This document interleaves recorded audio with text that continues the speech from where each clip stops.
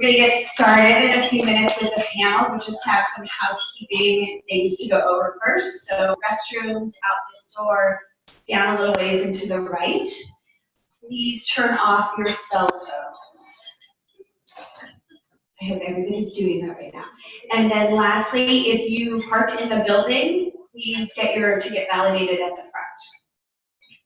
And if you are tweeting or Instagramming, use the tag the chapter and use the hashtag Women in Green LA and fill them up on here, whatever it is. How we can see all of your posts. Thank you. So since we last met, there's been some changes at the USGBC LA chapter. We now have a new executive director, Ben Stapleton. And Annie and I, after 7 years of co-founding and co-chairing the committee, have stepped down. And we now have lovely Lisa Colicchio, who is our new Women in Green Committee chair. So thank you, Lisa. And as a board member for USGBC LA, I will now be the board liaison for the committee, and Annie will stay on and help guide the breakfast events. So thank you, Annie, for your 7 years of being an amazing co-chair.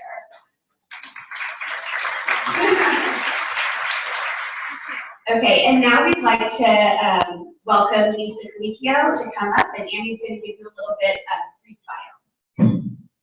Yes, we're so grateful to have the committee in the very capable and enthusiastic hands of Lisa.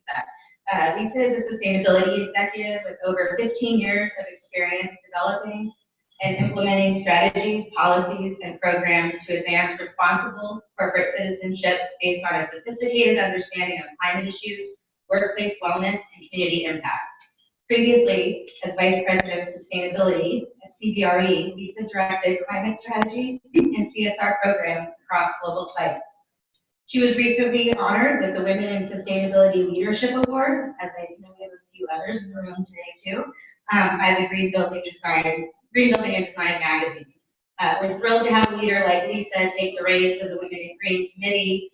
We encourage you to introduce yourself to her if you have not, and to get involved. I think under Ben's leadership and direction, the chapter is really growing, and the Women in Green Committee is committed to a much more robust program and offerings in 2020, much beyond the breakfast, which we're kind of all Melissa and I can handle as a committee of, two, but there's going to be a lot more events and initiatives, so we encourage all of you to get involved.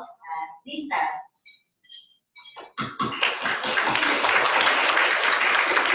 Thank you. Well, it's amazing to see such a huge turnout, so thanks for everyone for coming today.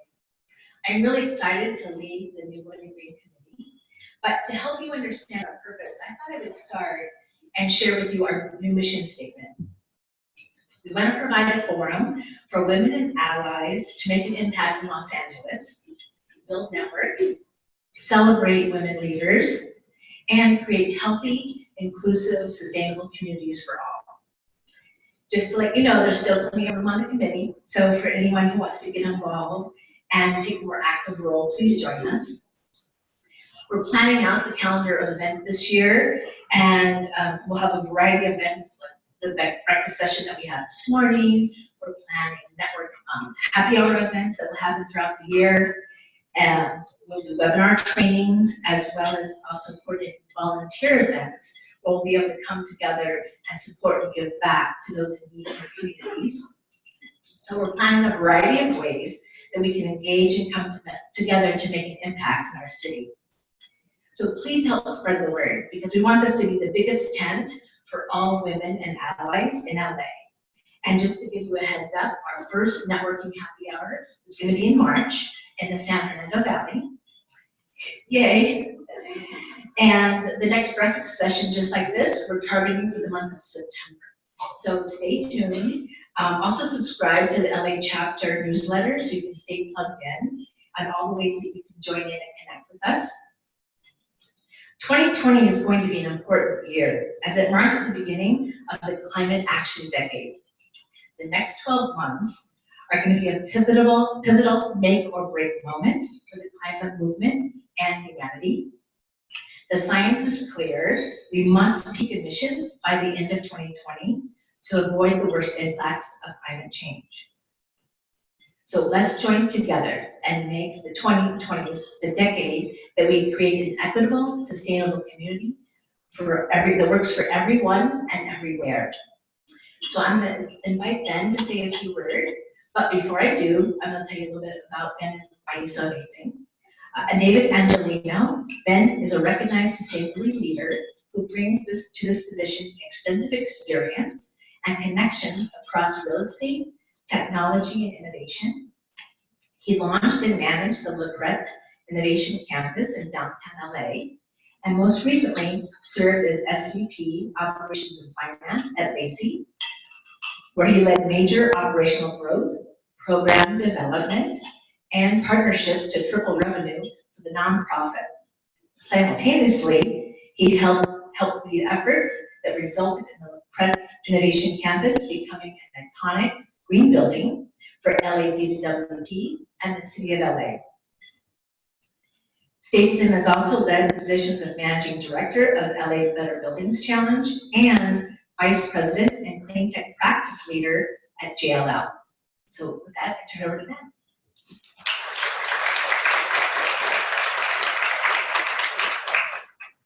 Good morning, everyone. How awesome is this, by the way? It's really inspiring for me to see a room like this with so many leaders here in Los Angeles. Obviously I'm a man. I think I counted there's 5 of us here. Is there 5 of us here? I think that's about right. We were talking about this Women in Green breakfast at our board meeting last week, and we had a board member who said he's interested in going, but he would feel a little awkward being there. For a moment, I said, that's kind of the whole point. We have tension in these situations where those are opportunities for us to learn, for us to grow, and we need to embrace that tension. And so I hope this room here can cause a little bit more tension in the coming years. As Lisa said, this is the decade of climate action.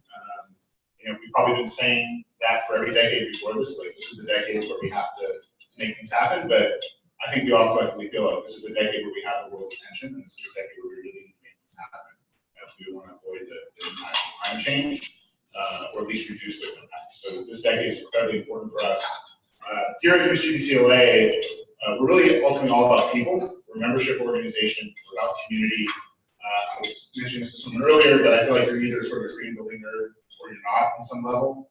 And ultimately, we're a platform of people who care about sustainability, care about making an impact in their communities. And we want to create action. Events are important. Events are a moment in time where we come together and connect with each other. But it's about what happens after the event. It's what happens between the events. And so as Lisa said, we have a lot of great things planned for this group in the coming year. But I want us to do things. I want us not to just be talk. I want us to do things. So we're launching a Women Speakers Bureau. And I would ask you to please sign up if you're interested in being a speaker who's available to come speak on an area where you have expertise. Meg, who's back there waving her hand, is going to be at a table in the back, and we have a sign-up sheet. What is a Women Speakers Bureau? We're going to have a resource on our website with a list of women that you can search by expertise. And our goal is that when you see a panel and it's all men, you can say, well, that's not okay. And if they say, well, we couldn't find anyone to speak on this topic, say, well, great, I have a great website I can send you to. It's got a lot of great women here locally who are experts that you can reach out to and ask them to speak at your event. So we're really excited about that. We also this year are having a webinar series called Leading Ladies in Construction. Someone here from Hunt Workman? I think Jennifer. Aha, there she is. And we're going to have a webinar series that's all going to be women talking about legal issues around construction, talking about projects. We really want to showcase women's leadership here in the region, and also provide great information to people who are working on projects. So we're really excited about what we're doing here as an organization. I would encourage you to come out and get involved. We can't do this without you, and we have a lot of work to do. So with that, enjoy the rest of the morning. I know I will. I'm grateful to be here. And let's embrace the tension and push a little bit harder over the coming months. So thank you.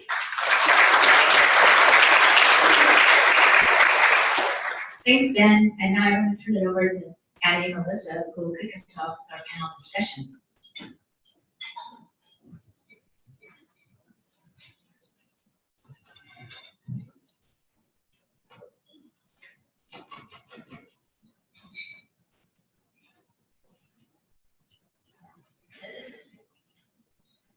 So happy New Year, can you hear me?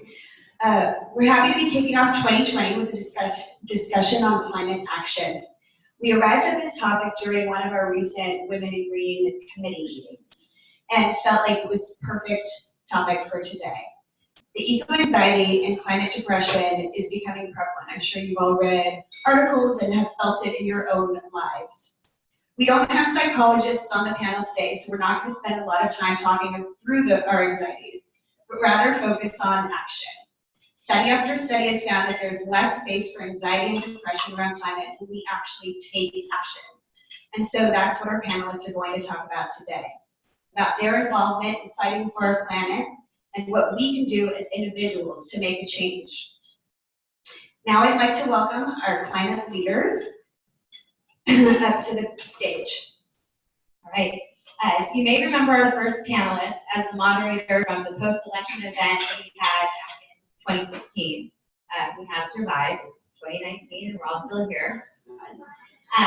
Amy Barnes currently serves as a senior advisor to former California Governor Jerry Brown at the California Climate Institute, which was established to spur further climate action and dialogue between California and China.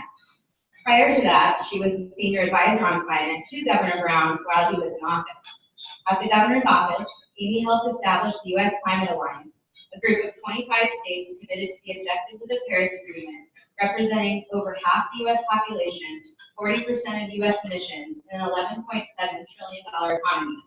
She led the 2018 Global Climate Action Summit, which was a week-long event that brought together 5,000 heads of state, governors, mayors, and other climate leaders, resulted in 500 new climate commitments, 350 affiliated events, and 3.4 billion media impressions. She also did that at about 9 months pregnant, so it's quite impressive that she pulled that one off.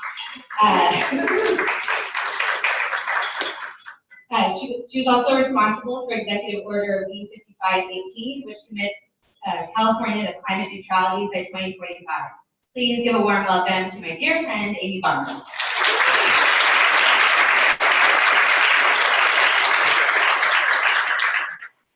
Our next panelist is Christine Harada. Christine is president of IX Investments. She has over 20 years of success in leading government and management consulting organizations. She previously served as the Federal Chief Sustainability Officer for the United States under the Obama administration. In this role, she provided oversight for all sustainability-related initiatives across the federal government in energy, fleet, and acquisitions game-changing improvements that added to our nation's clean energy future. Christine has extensive expertise in business strategy and translating that into operational excellence. Currently, she is a fellow with the Los Angeles Clean Tech Incubator. In addition, she is a member of the board of directors of Novum Solutions, the Millennium Institute, and USGBC Los Angeles. Please join me in giving a warm welcome to Christine Harada.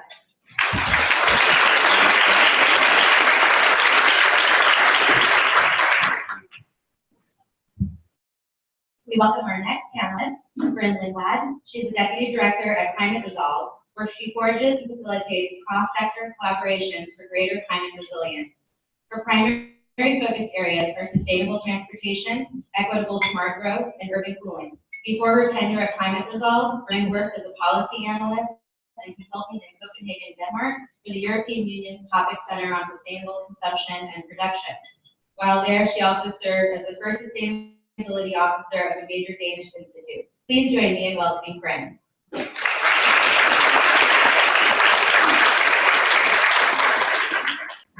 And last but not least, for our first time ever, we have a student on our panel. We're so excited.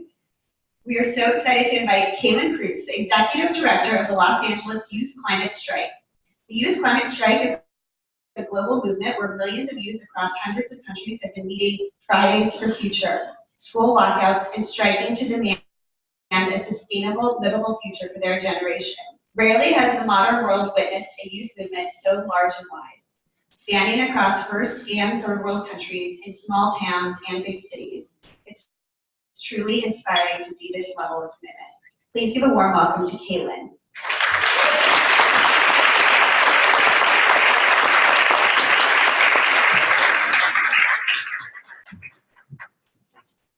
All right, as is tradition with Women in Green Breakfasts, we first ask a personal question, something that you're not going to hear from their bio.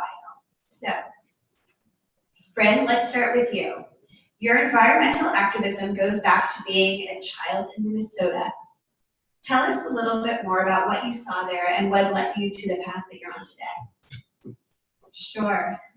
Well, I think, a path it's not really a straight path always, but there has been a common theme of seeing something that's ugly, that's polluting, and really believing there has to be a better way to go about it. So seeing this with the opportunities and not accepting that ugly as normal and sort of how we're going to continue being.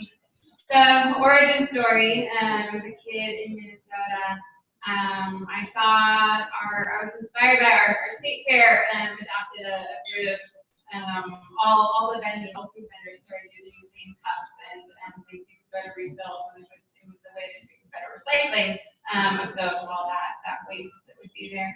And so I, as a 12-year-old, brought that idea to our professional sports stadium in Mexico, and got them to adopt a similar recycling system. So that was kind of, when you asked, how did I know this is what I wanted to work with? I think it goes back a long time to just sort of believing that once you realize that there's some imbalances out there, that we're not treating our planet as well as we could be, needing to do something about it. So, I grew up in Minnesota, then was at a Quaker college on the East Coast for a while, really grounded in social justice principles, and then over in Copenhagen, working on sort of waste and recycling systems, circular economy stuff. And now I'm pleased to be here in LA, where there really is real power to be leaders on climate. And it's just kind of about righting that ship and changing a lot of ownership and behavior that people got used to. Thank you so much. I love that, and you would be part of this Fridays for the Future for sure. Back at that 12-year-old girl in Minnesota, you would have been doing that for sure. Christine, tell us a little bit about your upbringing and what led you to the path that you're on.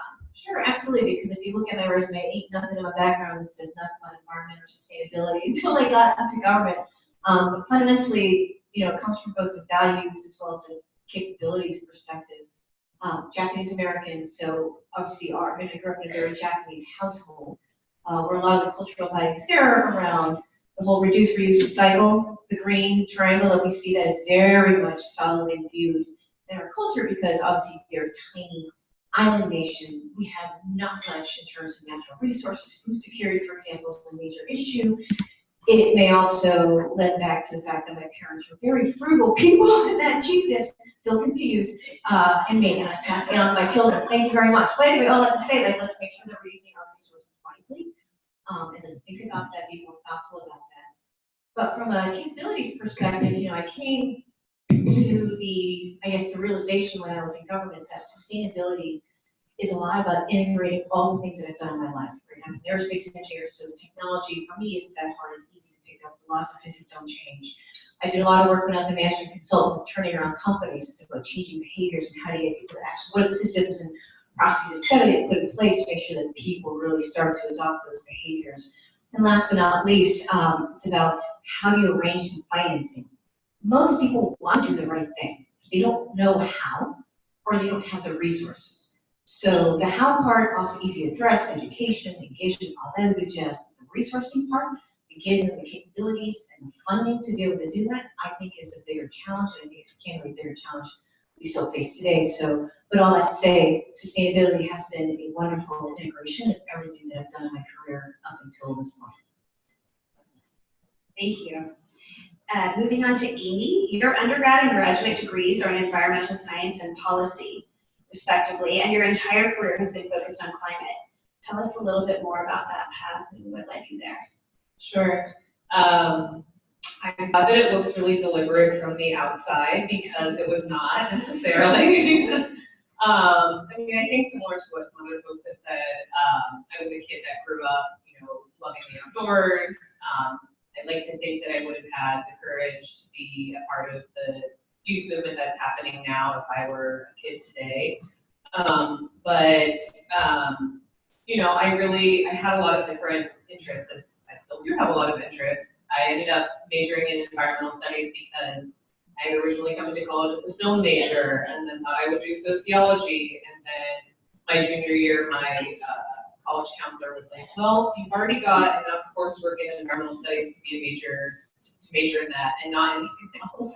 So that's what you're majoring in. So I say all of that, I guess for two reasons.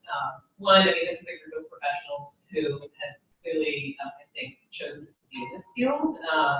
So maybe you've made that decision much more deliberately than I have. But if you haven't, I guess I say all of that to say that that's okay. And I think that coming to this work with passions and interests that fall outside of it are really important because a lot of what we're doing is trying to reach out to and talk to people who don't come at this from the same sort of love of the natural environment necessarily, or the same commitment to sustainability. And so being able to talk about it based on whatever it is that you love or you care about or however you came to it is critical. And also, I think just to say that career progression and development is not linear, as I think some other folks have said. Christine was saying that she had sort of not necessarily been in sustainability until she joined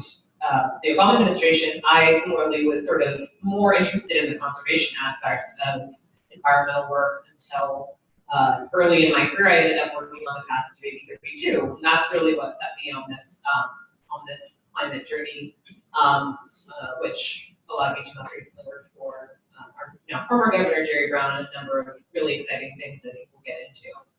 So that's kind of my origin story. Yeah, I hear you. I was an English major and then worked in finance for 7 years, so I understand the moving around parts. Okay, Caitlin, you've been organizing your peers and marching to demand climate action. What was it that propelled you to do this? In my senior year of high school, I took an environmental science class, and my teacher was telling us these things, what humans were doing that were so terrible. And I was like, okay, great, we're not the great species that are raised around. And and then it wasn't until we got to global warming and the topic of it, and then we kept learning more and more and more. And then it was like, oh wow, we only have decades left to actually do anything. And then I read about Greta, and then I read the IPCC report. And I kept reading more, and then I just remembered for months I had terrible anxiety. I was like, wow, world leaders and my own country isn't doing anything. This is an issue that's going to impact everybody, and they don't care and they don't understand the effects that it's going to bring in 10 years. But now I just couldn't stand it. So I went out and I looked under his Twitter, and I found there was a strike, and I was like, okay, great, I'm gonna go to that. So I went to a meeting, and then they were like, okay, great, you're an organizer now. And I was like, okay. So I continued organizing, and then it wasn't until the very first strike that was global, on March 15th, I just remembered everybody. I think there was I'm saying 1,000 people over there, and it was just so amazing to me that everybody, the youth just cared so much about this, and I was like, wow, I'm just going to continue doing this because I know people care. I know that we can make a difference, and I just kept organizing strikes, and March 15th happened. September 20th happened, and that was 20,000 people came, and 3 million in New York. And it was just amazing, and I kept seeing the way we were going, and it was just beautiful. I didn't think the youth could do this, but we can, and we're amazing at it.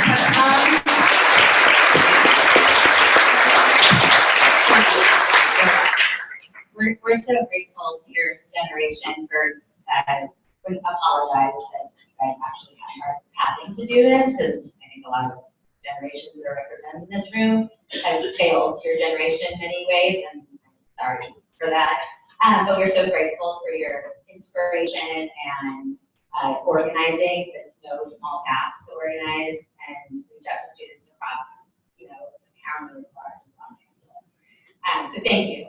I think I would agree with you that the IPCC report that said the time when it was released in 2018 said we had 12 years, to take action to prevent major catastrophic climate change. And I think that was something that probably was said in a lot of therapists' office. I know I've heard young people talk about that report and say, well, I'm not having kids, or I'm not doing this, we're all gonna die, which is all, we don't go down that path, but it was, it was harrowing and really, I think a big wake-up call for a lot of us.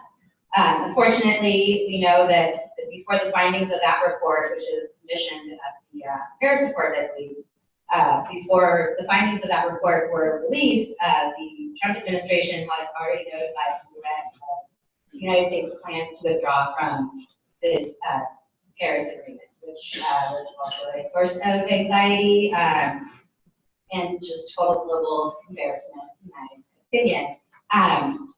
And it hasn't stopped there. You probably saw news today that the EPA is announcing another rollback on the Clean Water Act that's going to basically reduce the limits of what pollution can go into streets. There's been there was a bunch of research done by Harvard Law School and Columbia Law School that counts more than 90 environmental rules and regulations that have been rolled back under the Trump administration. 58 have already been completed, the rest are in progress. A lot of those thanks to the good work of Holly Becerra, Amy's former boss when she was Deputy Secretary at Cali, PA, are fighting like hell on behalf of Californians and really all of the world to not let that happen. But it's not a good scene. And a lot of it I feel like are just, these kind of knee-jerk reactions to undo what Obama did, because that's kind of been Trump's. It's not sound policy, it's not thoughtful, it's certainly not science-based, it's just been like, hey, let's undo what the Obama administration did. Which, for those people who are much more intimately involved in that on the day-to-day, like Christine, you were there when the Paris Agreement was signed, and a lot of these regulations, and initiatives like the Power Plan became effective. What's it been like for you to see this unravel, and what keeps you going and not just wanting to go into a corner and cry? I've been through the 7 stages of grief. I've been through that maybe about 27 times since the end of the administration. And to your point, the current administration's policies, unlike any other administration, candidly for that matter, have been very personal and petty. So I'm happy to debate policy. I will go toe-to-toe with any conservative, blah, blah, blah, whatever, about any other policy. Happy to debate that, right? Because I do firmly believe that in the end you can come up with a far better solution. But to witness what we've been seeing as far as very extraordinarily petty. So how do I deal with that? Besides drinking scotch. I think I'm a scotch connoisseur. That was Mary Nichols' advice when got the 2016 elections. Like, what do we do, Mary? And Mary Nichols said, just go drink. Yeah, so take your advice, which is great. Sit down with flat shoes. Anyway, I'm also the type of person, having obviously non-white, non-Jew in a very male-dominated field like aerospace engineering, I've long been underestimated. And so one of my favorite comeback lines, if you will, is like, I'll show you. So when I get mad, get over it, and I work to get even. So I got licks. It's okay, that's kind of what's keeping me going. I'm so very much in close contact with a lot of my colleagues in the White House and various agencies. I distinctly remember the moments like when we did WOTUS, the Clean Water Act rule. That was one of the last things we did in the White House. And so I know who's calling very well, and so we're all certainly plotting around various legal strategies, et cetera, on how we can make sure that we can help stop that, what kind of comments we want us to be sending in. For those of you who are not aware, by the way, a lot of these comments and rules are up for public comment. So when you see this kind of stuff in the news, go check out regulations.gov, submit your comments. A lot of lobbying organizations, et cetera, they will send in their big comments. You'll see the American Petroleum Institute, will send in their ASCE, et cetera, put in their comments, but the higher the volume of comments from everyday people who are not DC lobbyist types, who are professionals in the field, the better. That is a very sound feedback mechanism for the key people who are working on this type of stuff. And so this is a great way for you to influence the policy, the mechanism, the legal efforts, et cetera, around that. So it's not just about tweeting, this is a very real way of doing it. And the thing is, when you're in the regulations business, or it's not business, but whatever, when you're a regulatory agency, you have to go through every single one of those comments. So your comments will be read, will get categorized, they'll get taken into consideration as they work through how that regulation gets changed. So part of the other effort has been around educating folks on how do you help fight these kinds of fights in a more civic manner, beyond the tweeting, beyond social media, beyond getting together and lamenting, et cetera. Again, I'm a ridiculously pragmatic person, so teaching people how to fight is a big part of my mission. Thank you. I think, after the Trump withdrew from the Paris Agreement, or really, I think, like, day one, when his intentions and disregard for the environment and science were very clear, leading up to his presidency, I think at that point, Jerry Brown became like the de facto national, if not global leader on climate. And he was working in the private sector. She left the state, gone back to the private sector, and then shortly after the elections, got a call from the state again, inviting her to come back and be Jerry Brown's senior advisor on climate. And so, since Trump withdrew from the U.S. Paris Agreement and Brown stepped up to the plate, I'd like to kind of take a little bit of time to focus on maybe just a quick, first just maybe a quick overview of what the main takeaway from the Paris Agreement was, and then what are some of the accomplishments that Jerry Brown and his administration achieved to try and preserve. Sure. Actually, before we dive into that, just because you kind of mentioned that transition back to the governor's office, and because we're here talking about sort of climate anxiety, I guess I would like to maybe take a minute or two to describe that process for myself, because I imagine that, like many of you, when I found out the results of the election in 2016, I was actually on an airplane to Germany to visit my husband's family. And so we found out, we got the announcement over the loudspeaker on the airplane as we were about to land. And I was totally shell-shocked. And then I was in Berlin where, I didn't feel like I could talk about it with anybody. Everybody was sort of interested, like, you guys are crazy, let's move on and, spend time with our family. But I really didn't feel like I had that time to be around anybody to process it, or just to do what I think a lot of people ended up doing, which was grieving, really, I think. Sitting around and just feeling horrible and upset and afraid. And so I tried to carve out a little bit of space to do that on my own. And so I guess one thing that I wanted to say, just sort of in the context of the theme of this event, is that all of us are working so hard every day on an issue that can be very difficult to work on and can be very impacting. And sometimes it's really important just to carve out that time to grieve and sit and feel really sad about what's going on. I remember when I was working in the governor's office, at around the same time that all of the Paris Agreement rollback preparation was happening, we were also in the midst of our horrible, one of our has now become very normal forest fire seasons. And so as a member of the governor's team, you're going to meetings where you're debriefing, not just on climate, but on everything else that's going on.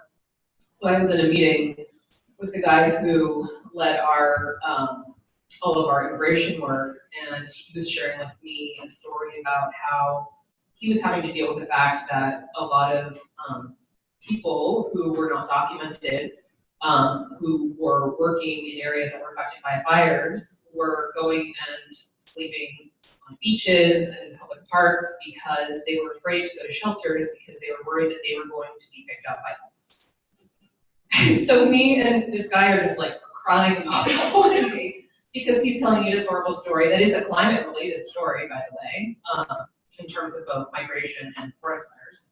And because I'm just sitting there thinking about all of the work that we're doing to try to push back against this rollback of the Paris Agreement. And like that is also important, right? Just finding colleagues that you can be with and talk to and be vulnerable with and share those emotional moments, because again, it's really heavy work that we're doing. So I think it's really important to give ourselves some space to be with that. But then, and I can't remember who was who mentioned it, but I think also then the antidote to that is our actions. And so I think for me, it was really a wonderful thing to be able to come back into the French administration at that time. A lot of people were like, this is so horrible, how can you be doing this? And for me, I was like, I work best in opposition. I really enjoy having the opportunity to push back on all of this. And so, as Annie teed up, one of the first things that we did was push back on the rollback of the Paris Agreement, which I'm sure many of you are familiar with, but was a really landmark agreement that basically set all of the countries in the world on a course through a shared framework as to how they were going to reduce emissions in line with science, and also set in trade, importantly, the 1.5 report, which I think has spurred a lot of people to action. It wasn't enough. Even when it was agreed, everybody knew all of the countries' targets weren't going to be sufficient to get to where we needed on climate, and so that was really a first step. And I think one of the hard things has been we've seen so much pushback on and sort of the foot coming off the pedal in that first step. And so now it feels like it's even harder to get to where we need to go. But so one of the first things we did was try and figure out, well, how can we have states push back on that? And that's where the Climate Alliance came from. So as Annie mentioned, it's now 25 states. When we founded it, it was 3 states. Launched the day that Trump announced his intention to withdraw from the Paris Agreement. And originally it was just sort of a political statement of, we're still here, we're moving forward. And it's become this really wonderful ecosystem of states who are sharing best practices. California, all of you as Californians, I would say should be really proud of the work that California has been doing in that alliance to support other states who may have really great goals, but not the same capacity to achieve those goals. So over time, it's built up to 25 states, it's bipartisan, over half the country population, economy, and doing really concrete work. Again, not just the big picture messaging, but also aligning vehicle standards. So the Trump administration decided to push back on California's vehicle standards. States put together, aligning building efficiency standards, aligning appliance standards. So states can't do it all. Cities can't do it all. We really need a new leadership in 2020 if we're gonna win this fight. But it's a good to be able to do that and feel like we were doing something starting from somewhere. Do you think that, or how are the other countries doing with regard to their commitments to the Paris Agreement? And what impact did the United States withdrawal have on those countries' commitments? We're obviously the leader in greenhouse gas emissions, and the leader doesn't pulls back. What's everybody else doing? What are the big players? Maybe the China, India, the ones that what's happening there. So I'd say 3 things. The first thing is that part of the reason that the Climate Alliance was established was to help with some of that diplomatic outreach, to be able to say when the Trump administration did announce their intention to withdraw, to be able to say to other countries, it's not that you have no partners, right? You have partners here in many of the states across the country. It's called the United States of America. There are many states who are still leading. So please don't see this as an excuse to step back. I think that was moderately successful in our messaging. I don't think we saw any, no other countries withdrew. In fact, other countries, including Syria, ratified after the U.S. announced its intention to withdraw. So I think that was a win. But, staying where we are, as I mentioned before, is not enough.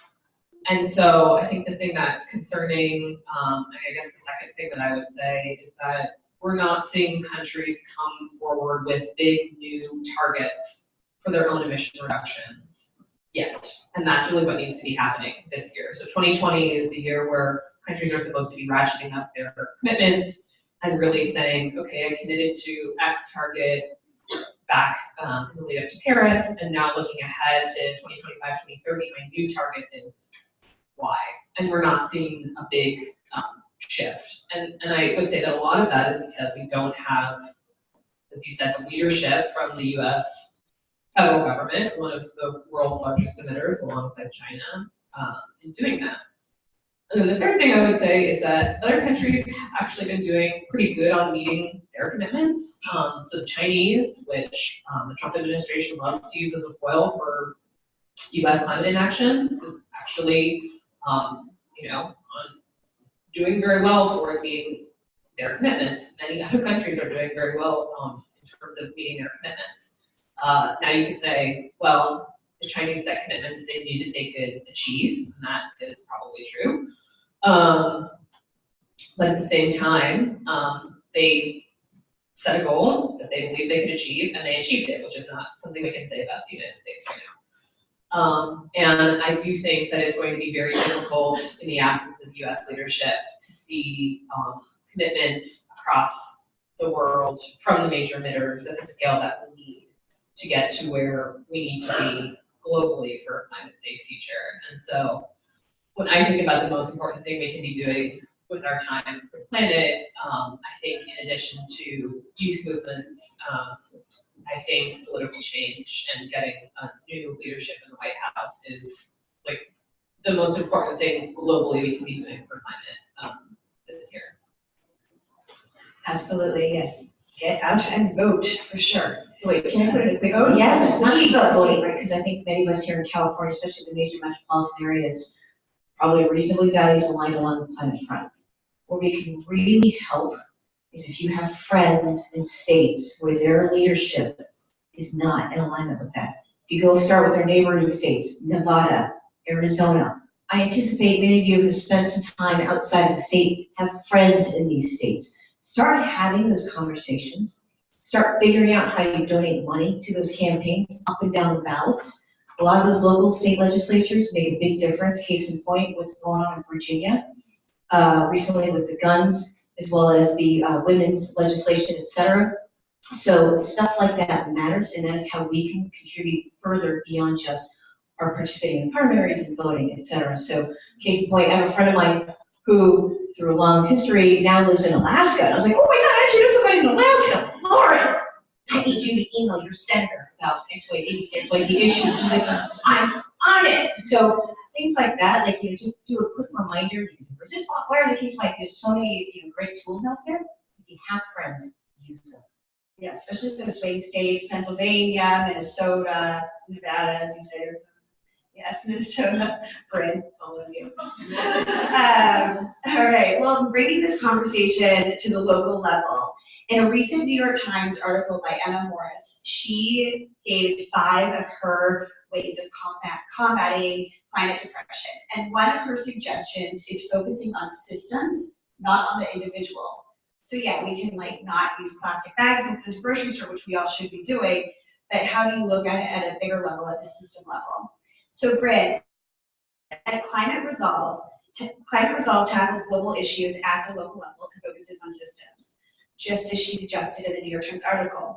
We'd love to hear more about what you're doing at Climate Resolve in terms of policy advocacy work, transportation, land use, affordability, and urban heat. Yeah. So Climate Resolve, we're a local LA-based advocacy organization. For us, it really is about making this big global challenge local. Trying to figure out what we can do here locally. And as we see it, it's not about sort of climate action isn't asking people to take a nasty medicine, sort of forcing a worse life on people. There really is a way to make it so it's improving quality of life and making it a more just, equitable world. So, I'd say there's two main buckets of our work that we work on. First is getting at climate pollution, greenhouse gases, and transportation is the largest source of those, and the only sector here in California that's still going in the wrong direction. Our emissions are still on the rise. I think we're going to talk a little bit more about transportation later, though, so I'll put that on pause. And the other main thing we work on is adapting to the impacts of climate change that we're already experiencing. And in LA, the big thing there is extreme heat. We're seeing more heat waves, hotter heat waves, and that really hits our low-income communities hardest, where tree canopy is lowest. So there's some real inequity there that we're trying to address. And so I think, I have some slides here for you to just have a little look at what local climate action looks like to us. This is the street, park in San Fernando Valley. There's no sidewalk. We've got these tall, cute palm trees, but they're not getting much shade.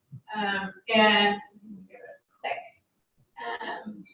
This is something we've been talking to the community about, and that they would like to see happen in their neighborhood. So stop those speeding cars that are posing danger to people walking, put in crosswalks, put in more opportunity for stormwater management, and put in some shade trees. There's a couple more examples of what this transition of our streets could look like. So here again, kind of a wide. This is what functions on Saturday mornings for the farmers market. Give it a click. Beginning from the park. Oh, sorry, I'm hard to see. This is Sherman Way, which is a main commercial street there. And so people are looking to be able to walk to the supermarket that's right there. So adding a crosswalk, adding bike lanes, adding another row of trees to protect those bike lanes. There's one more example, but you get the idea. So I hope you see this potential future for LA as a beautiful future that we would want. To me, it's about sort of recognizing where we need to go, and that is sort of the reality of that is the future where we're driving less, where we're sort of less connected to our cars. And so this adapting to heat and making our urban environment more comfortable for people to be out walking around is part of that strategy. So that's some of what we work on. No, I love it. Yeah, you guys are doing amazing work. And I know you mentioned earlier that you've worked in Copenhagen. And I was just wondering, is that, I'm assuming, influenced a lot of the work that you guys are doing here? And just can you give us a little insight into some differences that you've seen abroad versus what we're doing domestically? Sure. Well, my years there, it made me a true believer that there's a better way to get around than kind of being stuck in your car and traffic. So that has shaped me. But I think you see a real different prioritization of street space there. When you're in the dense urban core of a lot of European cities, you don't see parking on the side of the street. There's sort of this realization that that's a valuable public space that could be used better for a more sort of vibrant urban life. And congestion pricing is another thing that's been successfully implemented in Stockholm and London. And it was feared at first. People didn't know what to expect, and after it's been implemented, people really appreciated what it's done to open up mobility opportunities. So as population is growing, as we're experiencing, we can't. It just doesn't fit for us to all kind of be in our own cars.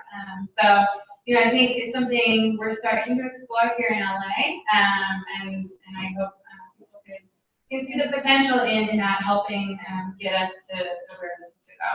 And I think of it kind of as an addiction to our cars that we've developed over the years, and so how to fight that issue. If you compare it to someone who's addicted to having dessert after dinner every night, right? Sure, you can have like oranges and apples nearby and hope that would entice them, but sometimes that getting a stick in there too, sort of penalty, you're fighting yourself for doing that bad habit. That's what it's going to take to kind of shift that behavior. So I see potential in that here in LA. I have a question about the projects that you showed up on the screen and other projects that Climate for Solve is working on. How are those projects selected? Are those environmentally disadvantaged neighborhoods, or what's the criteria? Like, if someone here was like, oh, my street looks like the one, no sidewalks, it's not walkable, there's not a good sense of place, there's parking everywhere, like how are those projects selected? Because obviously there's a lot of work to do in LA and it takes a while. Yeah, well, equity is at the heart of what we're about, in terms of addressing inequities. So we, those examples come from, Park, where it's a lower income, transit-dependent population. So that steers our work, of trying to sort of create forums for community voices to ask for, demand something better than what they have today. Especially for communities that haven't had that political voice as much, haven't been as plugged in civically. So that's sort of where we focus. But you've all got council members that you're welcome to let them know what kind of future you'd like to see in your neighborhood. The more they hear that sort of positive vision, the more it empowers them to sort of fight for stuff like this on your behalf. Thanks. Thank you, Brynn. Going back to Emma Morris's article in the New York Times, another suggestion she has to fight climate depression is focusing at the local level. And I wanted to hear from you, Kaylin, about what you're seeing at your school at Santa Monica College, and maybe from your high school, and what the youth is saying and their feelings about the future. Well, I go to Santa Monica College, so before I got there, I did my research. They're very eco-friendly. They don't use plastic straws, they use paper straws. They don't use plastic forks, they use wooden forks. But I work with the sustainability group there, and I'm like trying to push for more sustainability. Yeah, I'm trying to push for like more sustainable actions, and trying to push students at my school to come to strikes, because it's important for people to see like frontline and Indigenous youth speaking and their effects, of what they're being affected by climate change, because we're living in it right now. Yeah, so you're getting a lot of good feedback, but are people feeling climate depression and anxiety? Yeah, no, that topic has come up a lot with a bunch of other youth organizers that I've met along the way, and other people. They talk about like having anxiety and depression because they aren't seeing action being taken properly. Here in California, we're lucky to be a very progressive state when it comes to certain things, but California is like the second dirtiest state with oil. Going up north, you can see oil wells and oil rigs, and seeing that's like very sad. Just like California should set an example for other states. And we have this really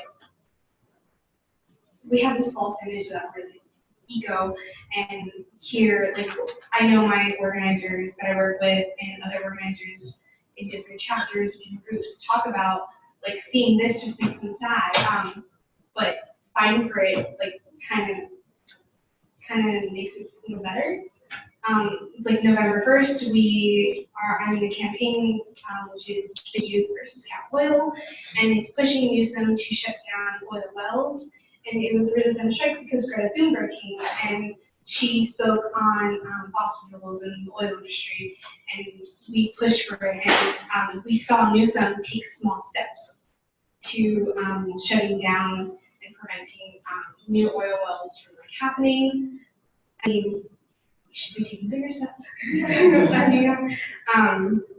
So yeah, no, there is positive feedback, but there's a lot more negative feedback as we keep organizing, because the more we do, the more outcome there is, and it's not positive. It's not always positive.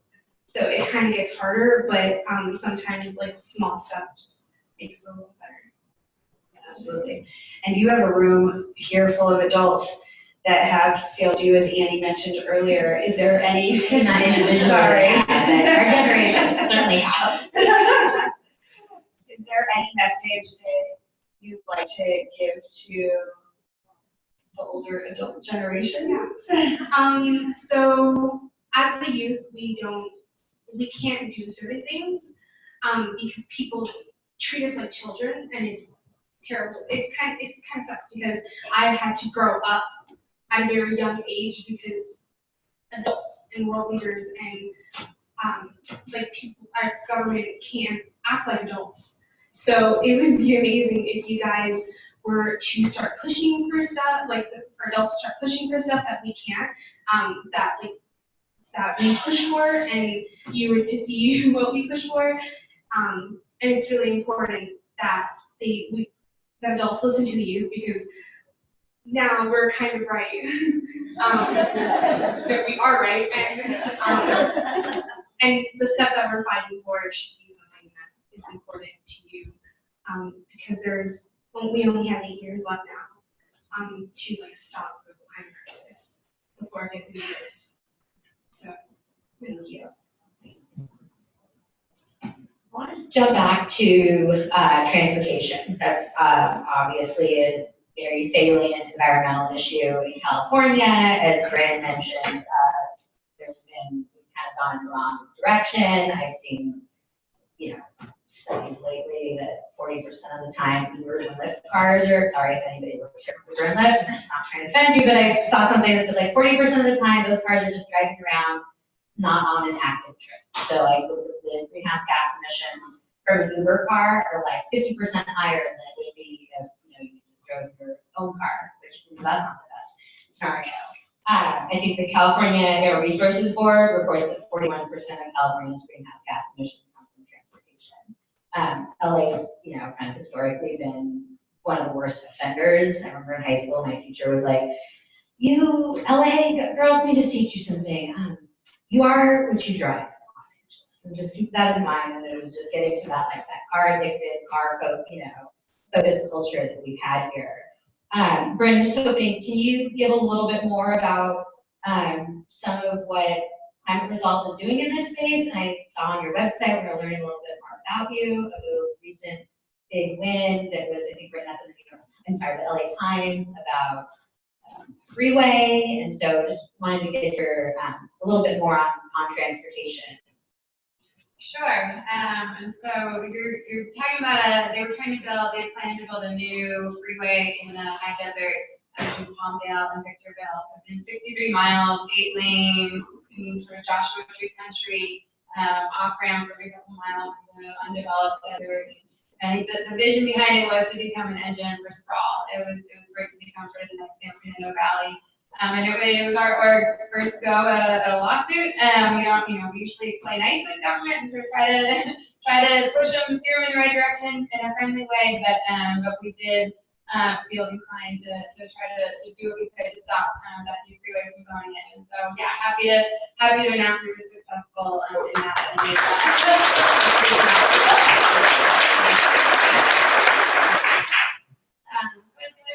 We were really active in developing and helping to get past Measure M, which was our transportation sales tax measure in 2016. So that really, put the bulk of it towards expanding our transit system and active transportation network as well. We're still involved there at Metro. Creating some sustainability council members, but we're trying to make sure we're using those dollars in a way that is helping manage stormwater better, that is addressing urban heat, just sort of being smart about how those infrastructure dollars are going in.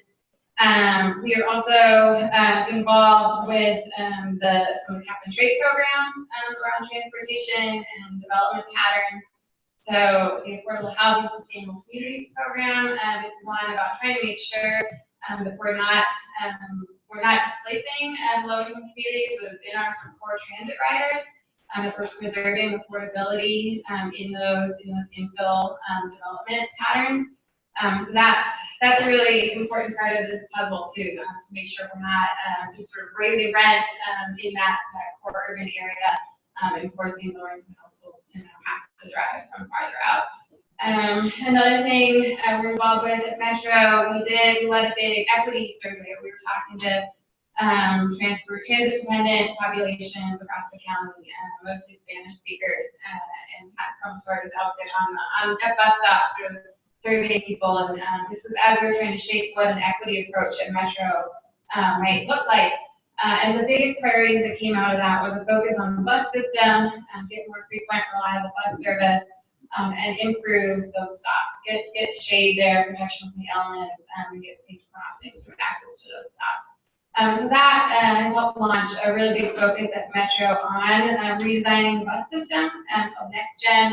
We're doing a series of public workshops in the months ahead here, but that is really looking at speeding up bus system. You know, I think as we look at what's possible there to really make our bus system work better, dedicated bus lanes is part of that conversation. But I think, you know, there's some fear of what bringing that up might entail.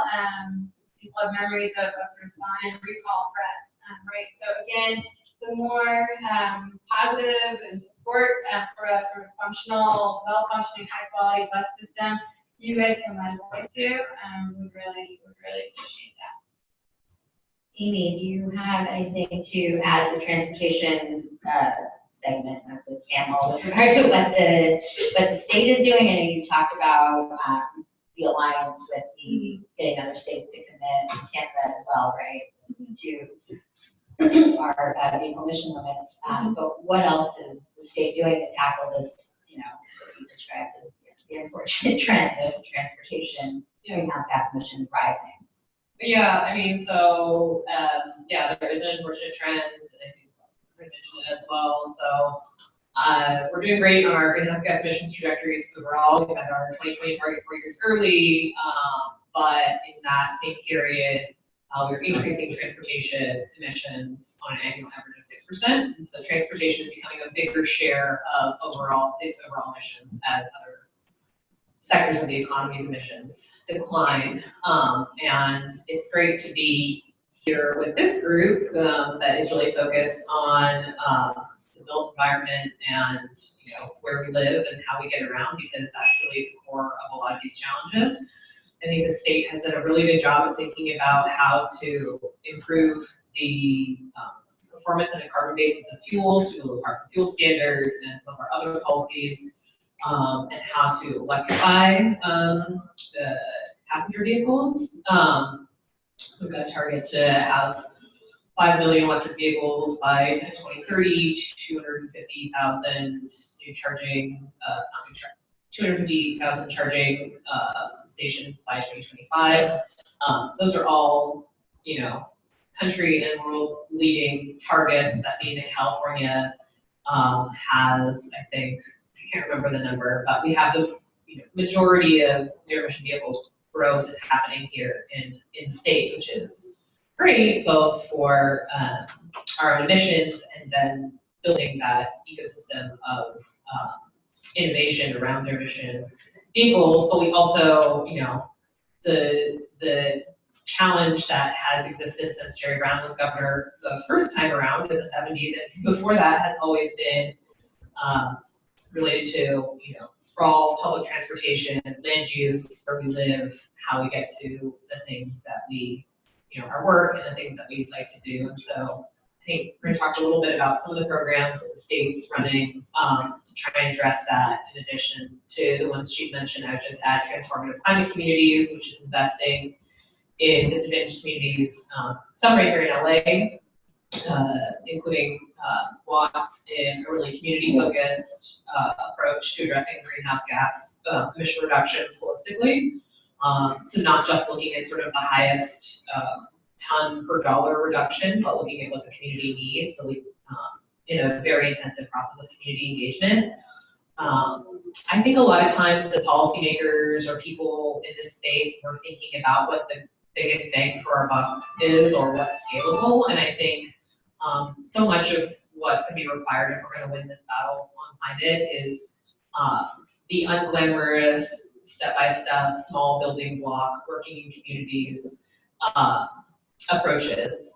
Not everything is going to have, you know, exponential return or be scalable. Sometimes we just have to get in and do some of the work that it sounds like Bryn's been doing to see what works in a community and address challenges that are going to make people's lives better and make communities more livable. And I think that's really difficult, and I think also really exciting, and it's work that has to be happening today because, as you all know, infrastructure lock-in is real, and whereas we have a couple of opportunities to overturn our vehicles fleets before mid-century when we need to essentially decarbonize, we have like about one time to do that with building stock.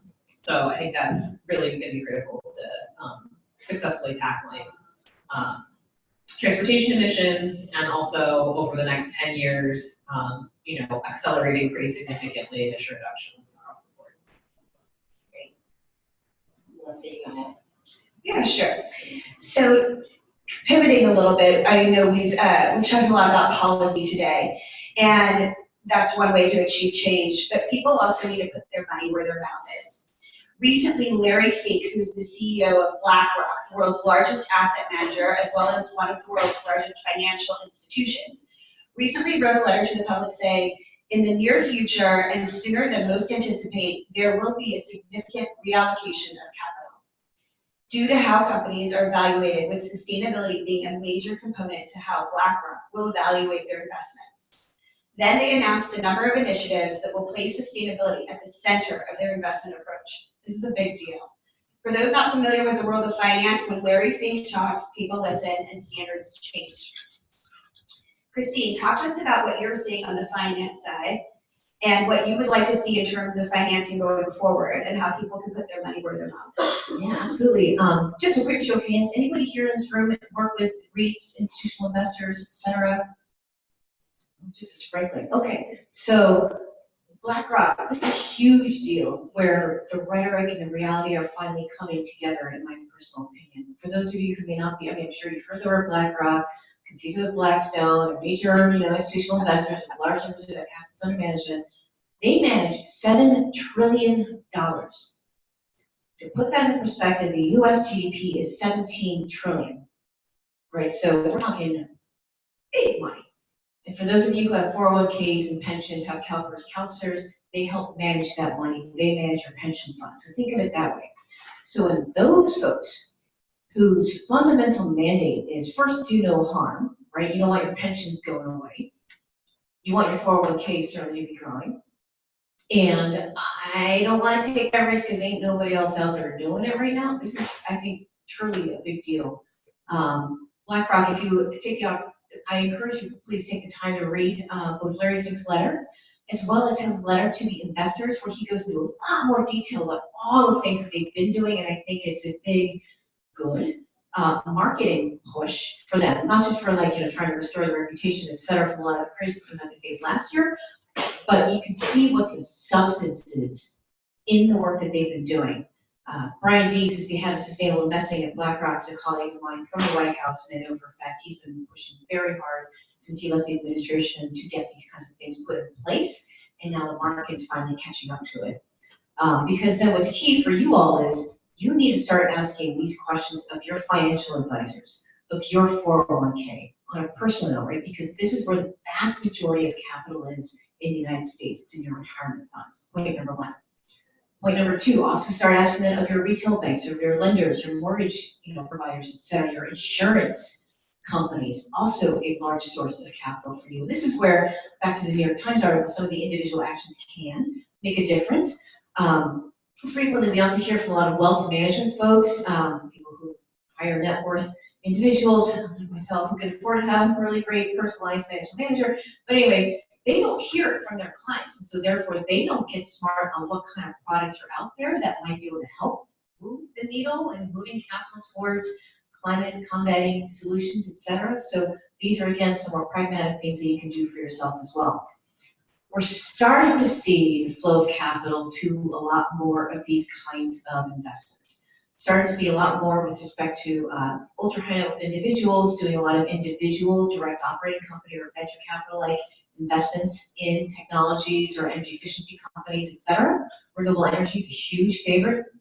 And we're starting to see Wall Street and the other more mainstream products, financial products, coming up to speed with respect to those types of new assets. And I think fundamentally, if you have banker friends, please talk to them.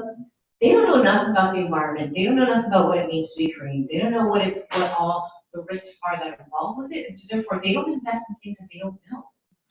Right? Go out and make friends with a lot of these folks and help them get smarter about that. I'm firmly convinced that a lot of the things that we have been working on with respect to sustainability and a lot of the programs that you've put in place because you've gone out, made new friends, educated them about what the things are that you need to do. Oh, never thought about that. Let's put this program in place. It's not that big a deal. We're starting to also see the Europeans are just fantastic leaders in this regard. So they set a great example for us. The Danish, and of course, the Scandinavians are fantastic. Their pension funds have already declared we're going, carbon neutral. CDPQ, the Quebec Pension Fund, has sustainability and GHG emissions into their CEO and executive team performance metrics for their evaluations. We're starting to see massive amounts of investors from around the world sign on to an investor agenda saying, yes, we are in on climate. These are the things that we're looking to put in place, et cetera. So I would say we're at that cusp of the hockey stick. We're about to get there, and the more noise, the more demands that you can place on your financial providers, the better to help accelerate that. Absolutely. In fact, at Cushman & Wakefield, I can tell you the uptick in our clients asking about carbon neutral in the past few months has been huge. Just how they can be more aligned with CEP, et cetera. So yes, we are definitely seeing an uptick. Corinne, did you? Yeah, I just wanted to add in too, here locally, our Councilmember Bob Blumenfeld, LA City, has introduced a motion to put carbon neutral with the city's pension funds. So if you want to sign up for Climbers All newsletter, we'll help put you guys through how you can register support for that. It's all really encouraging. Like when I get my stuff on retirement, I mean, it's clear as mud to me. It's like, I don't know what any of this means. Like, I want to retire by this year, and I hit that button, and we don't know what's going on under the hood. So it's great that the people who are actually managing all these accounts are taking these commitments, because I would venture to guess that most people with their retirement accounts that they have, lucky enough to have them, they're not. If you're not a finance person, it's like, who knows what is happening behind the scenes with those? So it's very encouraging to hear, because I've, thought about that before, even like looking at mortgages, like you can get one from a bank that, and Amy has one from a bank that is more responsible with their investing. But right, we're starting to see a lot more green construction loans, which is great, green bonds, of course, kudos to the governor's office and the California pension systems for totally leading the way for upwards of 15, 20 years now at this point, for STRS and the UC Regents, of course. So yes, we're getting there. it's great. And IX Investments is doing Absolutely. a lot So, to grow. yeah. Just quickly give a little Sure. information about, I think it's unique, and our focus a lot on the built environment, obviously, and that's, I'd say, what most people in this room are in. Of course, so one of the Briefly talk about that. Okay. One of the newer emerging areas of investing is around ESG investing, impact investing, sustainability investing, and our company is an impact investing company. We invest in companies that do good for people on the planet while making a profit. We don't sacrifice returns. That's a fundamental hypothesis that we really, A, firmly believe in, and B, really seek to prove out and knock it out of the park. Industries that are more easily achievable with that include a lot of the things that we're already involved in, the built environment, transportation systems, energy efficiency, renewable energy, et cetera. So we do a lot of work in that field. For example, we're now standing up a $600 million real estate fund for basically decarbonizing the existing building portfolio stock in the Western U.S. So for commercial real estate, basically greening the buildings. And as far as we can tell, based on our research thus far, we're the first and at the moment the only real estate fund that seeks to do that at this kind of level. And one of the things that is different about us is that it's actually, we set up an impact committee to both hold ourselves accountable, not just to the LPs, but to ourselves, but also make sure that we're reporting that out to the world. And so we're trying to set a new standard for how people should be doing investing and what investors should expect and ask for as they get their financial returns, et cetera. Thank you so much. And I know we just got the time call, so I think we're going to wrap this up, but just wanted to go through each of the panelists, and if you could each leave us with one or two things that the audience can do to improve our chances to defeat global warming, and one thing that you were feeling good about, to leave us on a positive note before we go to Q&A. Well, come to one of our strikes or in downtown. They're really amazing. We have a bunch of frontline and Indigenous youth speaking, and we talk, and they expose more. You hear their stories, and you hear organizer stories about the climate crisis in action, and what else you can do. And at our strikes, we have a bunch of other organizations that you can join to help with the climate crisis, with Extinction Rebellion, when you want to do radical action or Sunrise, when you want to lobby or do community work. Yeah, so come to one of the strikes. They're amazing, they're beautiful. You see amazing people, and you march, and you see the youth fighting, and sometimes adults are there, which is also really cool because then I know we have allies. But yeah, come to a strike and listen to people who are being impacted right now, because their voices are very important. So,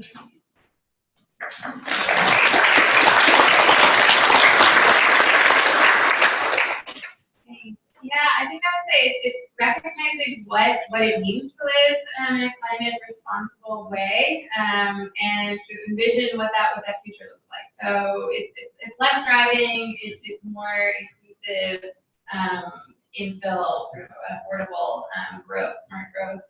And then give support to your local officials, public officials to make that future happen. So it's, let's not be too afraid of like what that means tomorrow, but let's work. We gotta get there. So my 3 points, I guess, would be for the policy, professional, and personal side of things. So from the policy side, get engaged, make your comments heard, regulations.gov, other civic engagement locally, engage with your friends in other states and other counties where we need allies in those particular legislatures.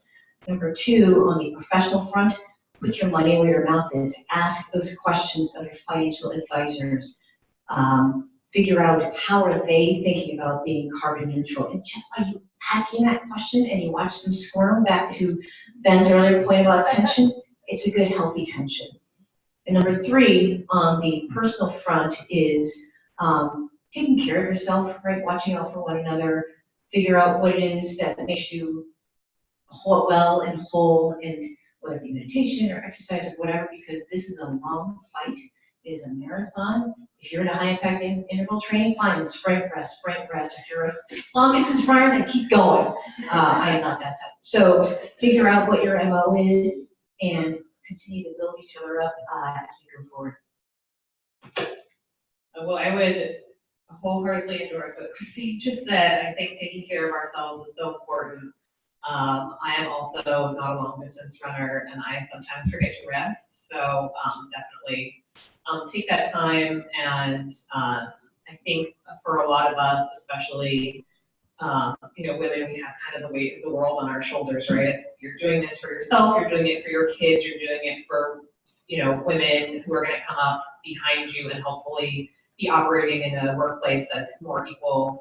And that can be a lot. And when you add that to working on climate, that can be a lot. So I think giving ourselves permission to do, I've heard, people refer recently to sort of like light self-care, but really giving yourself the permission to do sort of like deeper self-care. That's not just necessarily like going out for, a drink with a girlfriend or, going to have a massage. Thinking about the things, like Christine said, that really nurture and restore you, and making space for that is not selfish. It's selfish not to do it because then you will not be operating at your best. I loved one of the things that you said earlier about you're an organizer now. Like, I think sometimes we all just need that permission to like be our, be who we are. And so I think like if I can give you all permission to, like, you're all organizers now, you're all like leaders in your respective offices and positions and advocates in those places. So go out and like be the best version of yourself in those jobs, be an advocate for change, you know, whether it's a small thing like, you know, having your company serve vegetarian meals when they're bringing in catering, or a big thing like a big changing company policy. All of those things are really critical. And then my third thing is supporting women at all places on the ballot or considering a run yourself. I know 2 awesome women in climate who are running for state and local office, one in Arizona actually, and one in upstate New York, Yasmin Ansari in Arizona and Katie Walsh in New York. We need more people who are running on climate platforms out there who are really going to make it their number 1 priority. And so if you've ever thought of running for anything from city council to president, get out there and do it. I would just add one thing just related to campaigns and running.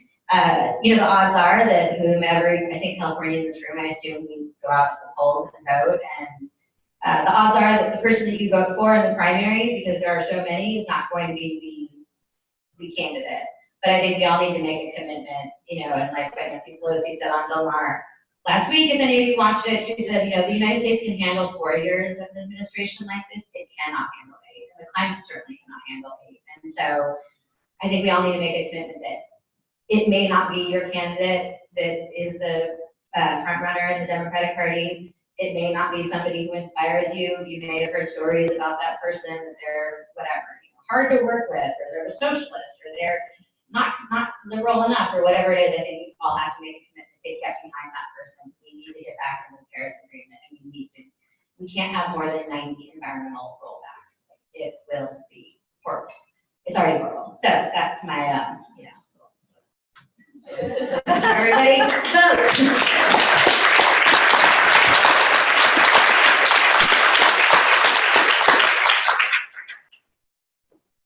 Mic out there. Does anybody have questions? You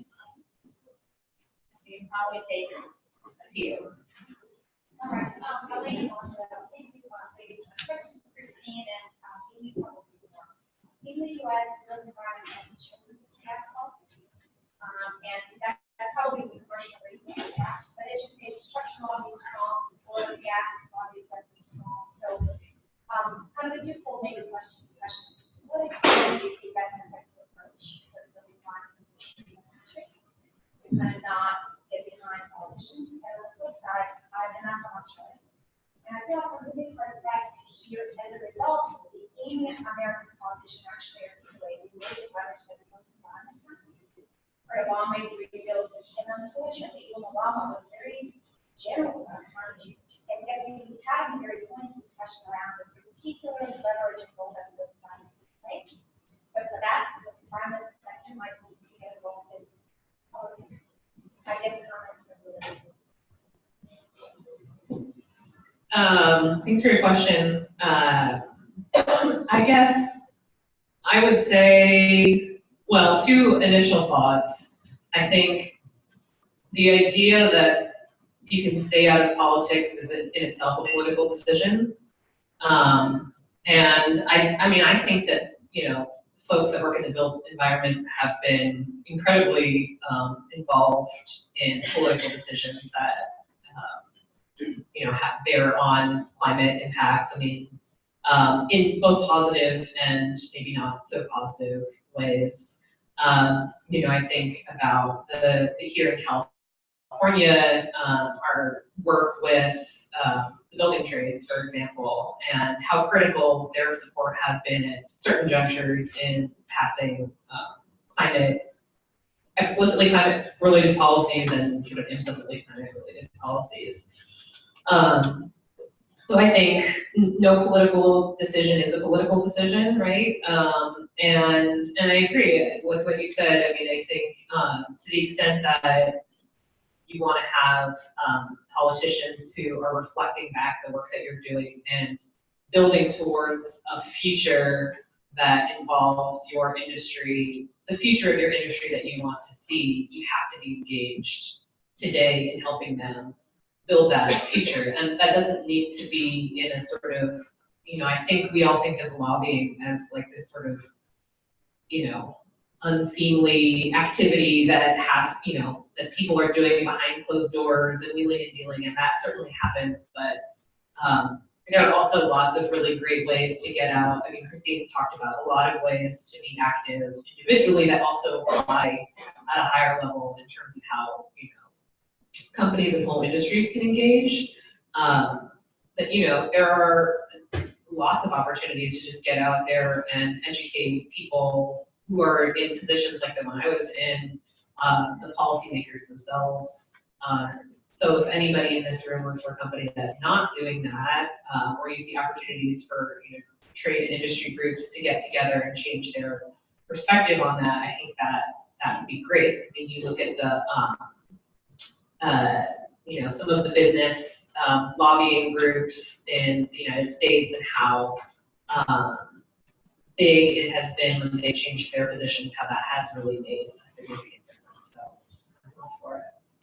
That's building on her comments.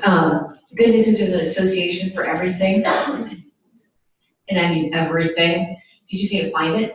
But I would also encourage us as we're doing that kind of engagement to really separate out between the rhetoric and the reality. Make sure that when you're doing that kind of engagement that the rhetoric that you're hearing actually matches the reality that you want to see happen. Case in point, Trump's big messaging is, I support coal, I love coal, blah, blah, blah.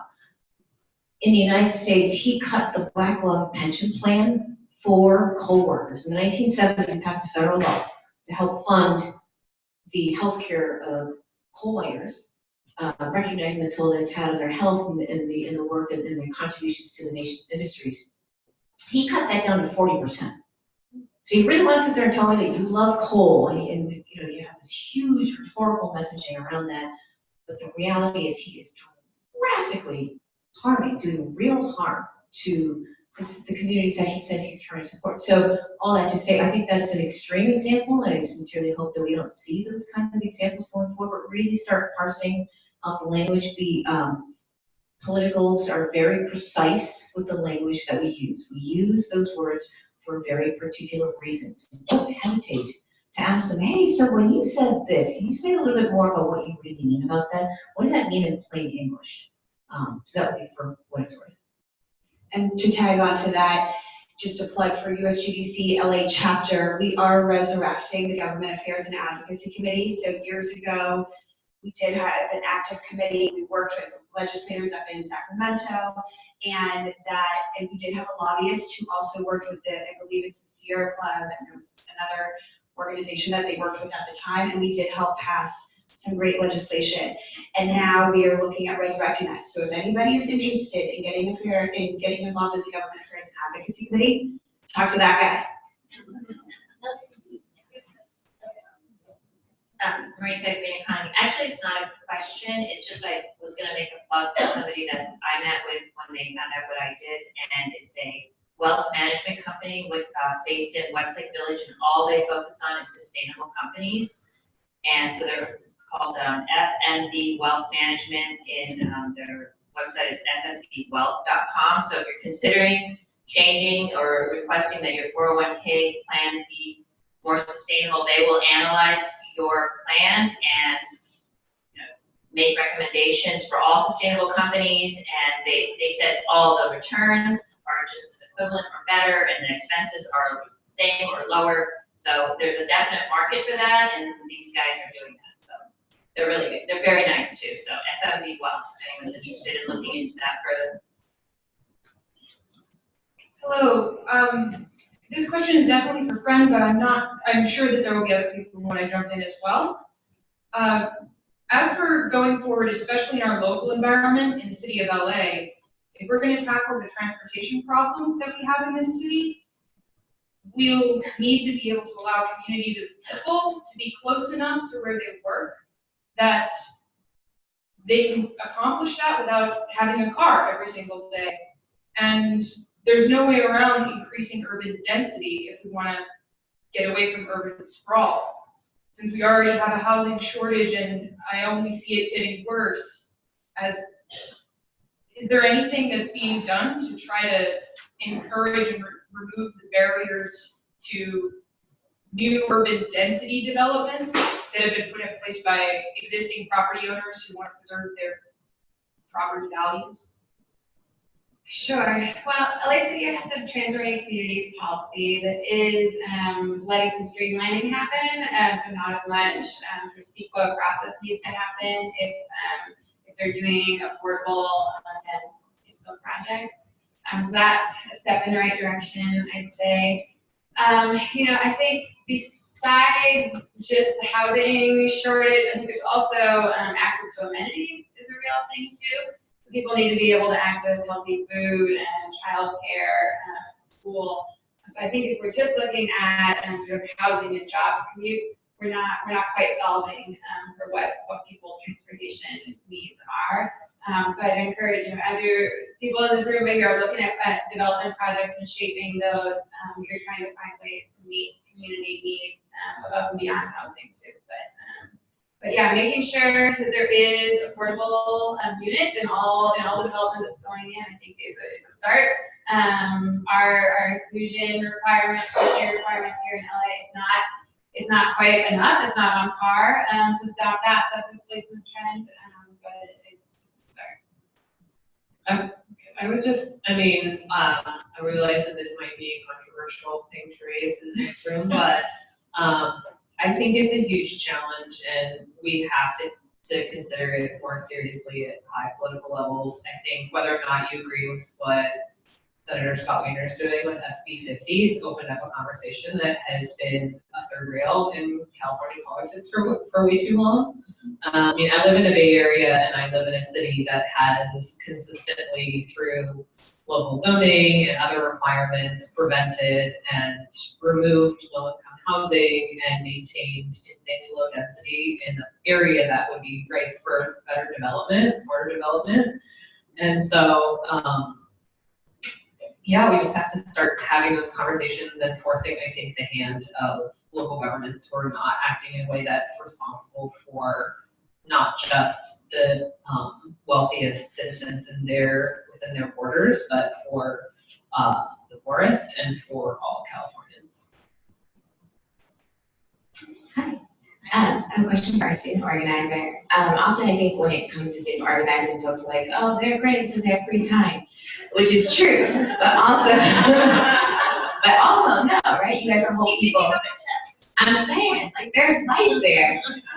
But also I think one of the things that we look at is oftentimes there's, in the past, we see movers drop off as you get older. And I'm wondering if you are concerned, or if any of your colleagues are concerned about how you move into this work professionally and officially after, you're already there, but like, are you seeing folks concerned about how they get into this and really continue to be in high school after kind of, it's no longer an extra, but it becomes their everyday? Yeah, no, I remember like some people within this movement, they're like going down the right path.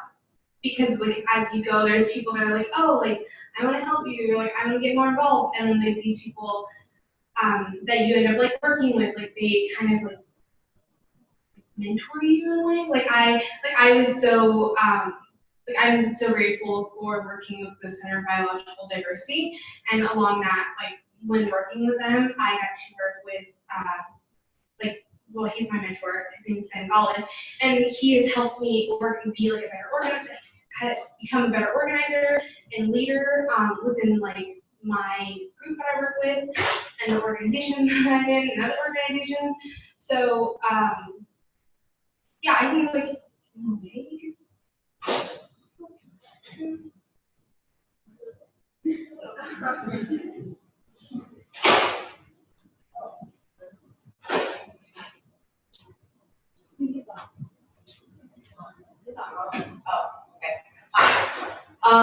I'm asking one question on behalf of Christine Mares. She just left. So supposedly there is cities, similar to cities alliance, similar to C40, and I think LA is part of that. In a way, pretty much all of us come from LA, so we appreciate that. You share your expertise of what C40 brings us to us LA. That's number one, I guess, questions to Amy. The second one is a comment to this young lady's question about affordability of housing. I'm in the kind of the front side. I know a lot of planning of LA is probably going to be take a couple of years. But if you look at any area nearby transportation center area, there are tons of buildings under planning. It's probably going to take several years, but a portion of them usually is at least 5 to 10% of them are affordable housing. So pay attention to it, at the same time, do not lose your job. Sure, I'm happy to tackle the question on C40. So for folks who don't know what C40 is, it's an alliance of cities. Originally there were 40. Now they're, I think, in the hundreds cities that came together. Even it's a long-standing organization predating the Paris Agreement of cities that were working on achieving climate objectives. Following the Trump administration's announcement to withdraw from the Paris Agreement, Mayor Garcetti and others have been involved with C40. C40 is an international organization, sorry, the Climate Mayors Organization, which is analogous to the U.S. Climate Alliance, so domestically focused group of U.S. mayors committed to climate leadership. Mayor Garcetti himself and his office, Lauren Faber O'Connor, who many of you know, a good friend of mine, leading the work there. I would say in a lot of ways really leading in the state and the country on city level climate leadership. I think some of the work that they've done to distill down what LA's goals and objectives look like through the lens of the Green New Deal has been really critical because it's helped take a sort of broad policy frame and help understand what that means for the local context. I know there's some other work that they're doing around some of the youth activation to have local governments announce climate crises and things like that. So I think there's always more to be done, and I think it's important to push for it, but I also think it's important to acknowledge their leadership, which has been really, I think, impressive. And I guess maybe just on the youth comment, I mean, I really wanted to commend you for being here. As Melissa said, she had to miss an exam this morning to come. And I think, one of the things that's been really moving to me in watching Greta and other youth across California and the world is like, as Annie said, this is really not their responsibility, and they've taken on so much of the burden of sort of being out front on this, missing classes, missing out on a lot of the carefree nature of being a young person. I think that means that we all sort of owe it to them to do what we can to take their message into the rooms and into the conversations with people in power that we have to whatever extent we can, like, move on their shoulders. Just on the cities thing, I know Dominique Hargraves was planning to be here, but I know it's also a zoo at the mayor's office these days. I think it was this week he was announcing his decade of action all around climate. So if he has not done that yet, it's been a week, so I can't remember when it's happening. That is going to happen in the next day or so. So I would look out for that press release and see what's in store for the city of LA with this, what he's launching. He is also the president of C40 now, so there's news about that floating around. So I would definitely follow that. I know Lauren mentioned that she couldn't come this morning, but she was like, "Oh, the mayor's launching his decade of action," and I'm guessing that's why Dominique didn't make it today, because she's probably swamped with that.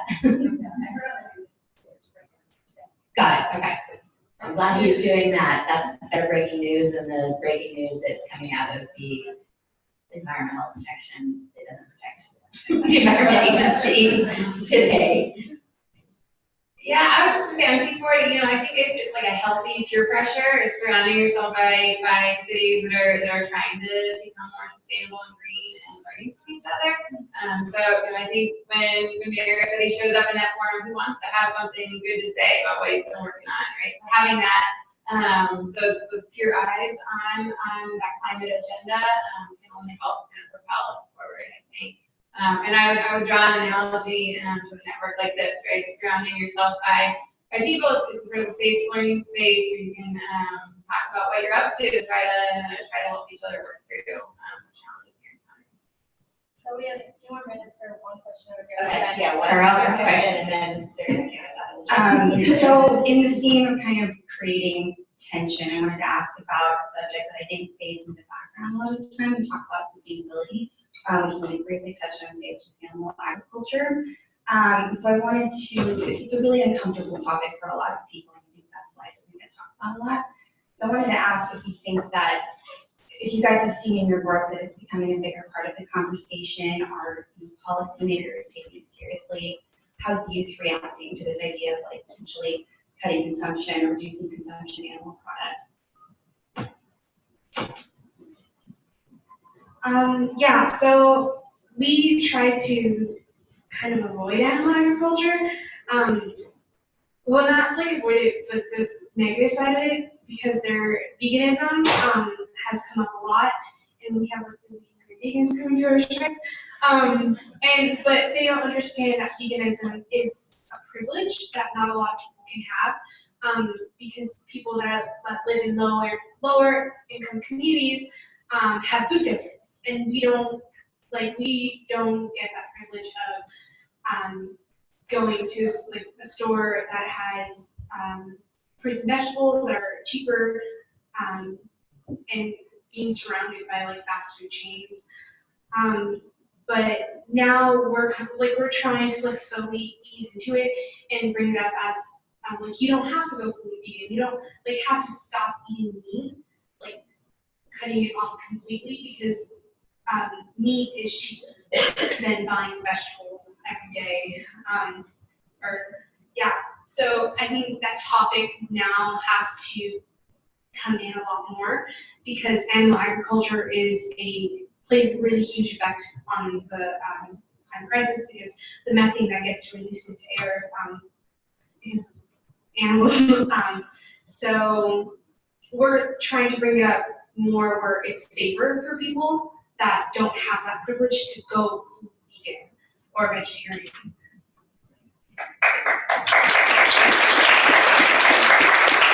I could just build on what Kaylee's been saying. I think this is an environmental issue, an economic issue, as well as an identity issue, and certainly something that we face in the Obama administration as well. Environmental issue with the Waters of the U.S. rule, a lot of that is about agricultural runoff. Obviously, huge impact for GHG, and the hard thing to strike a good balance with that is around how do you address economic issues around that? Because that's also been very heavily tied in this particular industry to the identity, right? My granddaddy bought this farm, or 5th generation, or whatever, right? Type of thing. And so we also need to recognize, or we need to recognize maybe more out loud, that a lot of the workforce in the communities are beholden to that industry. That is all they got.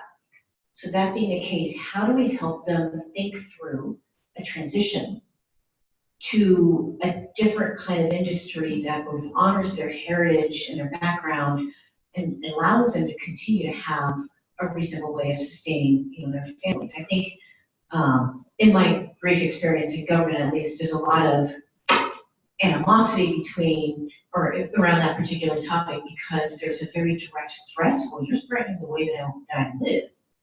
How am I supposed to support my family, my granddad, blah, blah, blah. So I think I would like personally to see the conversation shift more to, got it, eating meat and consuming less meat is probably better for the planet. Let's figure out how do we transition the economy. So if it's going to be Beyond Meat, fine, it's great. Can you build a plant in Tulare County? I'm making this up right now. What are the things that we can do to make that a little bit more pragmatic? I'll just add, had the privilege of being a vegetarian since I was 8. We made that decision because I really loved animals. So speaking from that personal perspective, I think I would just acknowledge that the state of California and the farmers and people who are working in the natural working land space here have done some really great state, nation, world leading work on reducing impacts from agriculture with significant support from the Greenhouse Gas Reduction Fund monies from the Cap and Trade Program, including at dairies, installing dairy digesters. Karen Ross, Secretary of California Food and Agriculture, doing some really wonderful innovative work on carbon soil sequestration. So I think there is some work here that is a helpful model in other places. I also feel like it is a subject that used to be seen as sort of like silly almost, like, oh, it's, the vegans out there protesting again. And now I feel like it's become much more a mainstream conversation, both because of the acknowledgement of what an impact it has, but also because of some of the technological advances, like Christine mentioned, of alternative meat products, alternative proteins that I think are just making it much more palatable. I mean, can't tell you how many people I've had a conversation with about the Impossible Burger. But things like that make a difference, right? It makes it accessible to people. When I was working on the Global Climate Action Summit, I had a personal goal for the whole summit to be meat-free. And we got into a really interesting and nuanced conversation about the fact that that wasn't going to be the lowest carbon option for us because of the amazing access that we had where we were in San Francisco to sustainable farms and proteins that were lower in their carbon footprint than other alternatives.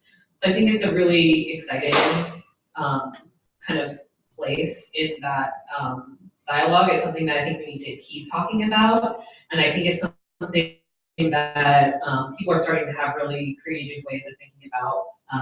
Whether that's school lunch procurement. My son's school now there's a meat-free option every day on his on the menu at lunch. So that means that kids who are eating free and reduced lunch, which is like 60% of my son's school, have access to meat-free, lower carbon alternatives. It's things like that that I think are really going to make a difference. And so the more we can kind of build those into the work that you guys are doing, make structural decision making is going to be really important. And I think we're at time, and I want to make sure everyone has a little bit of time to talk to each other too, because this is about connecting a little bit. Do you guys want to say any last words? I just wanted to know we were at time. No, we figured you guys out. We just wanted to thank our panel again. If everybody would join us in giving them a round of applause.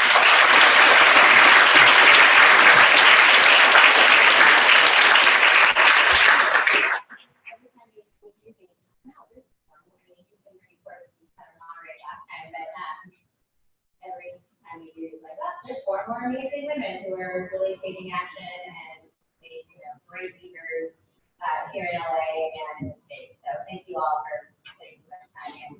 Thank you, Professor, for responsibility. And thank you for coming today. I know it's early, so thank you guys. Thank you, everyone. Just a quick plug on your way out. If you're wondering about validation, there's a desk right in the front by the elevators. They validate you. If you'd like to sign up for the Women's Speakers Bureau, they will be right there at the desk right outside the door to sign you up. Thank you so much. I think we have 130 and change wonderful women here this morning, so thank you.